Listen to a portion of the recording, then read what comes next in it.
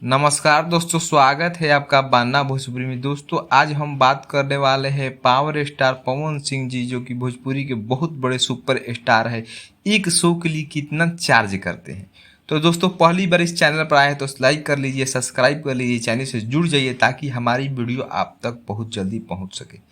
दोस्तों पवन सिंह जो कि बहुत बड़े सुपर स्टार, जो कि इनको लोग पावर स्टार बोलते हैं। दोस्तों इनका जो कि कोई भी गाना आता है तो अपना ट्रेंडिंग लिस्ट में जगह बना लेता है, जो कि 1-2 नंबर पर जरूर ट्रेंड करने लगता है। दोस्तों इनका फैन बेस बहुत ज़्यादा ही है। और इनका जो कि हाल ही में एक शो हुआ था जो कि सासाराम बिहार में हुआ था, जो कि इतना बड़ा भीड़ हुआ कि वहाँ का प्रशासन और मैनेजमेंट के लोगों को भीड़ को काबू करने में असफल रहे। जी हाँ दोस्तों, और ये जो कि एक शो के लिए जो कि 35 से 40 लाख चार्ज करते हैं। जी हाँ दोस्तों, 35 से 40 लाख। और इनका गाना एक जो कि 1 बिलियन भी क्रॉस कर चुका है।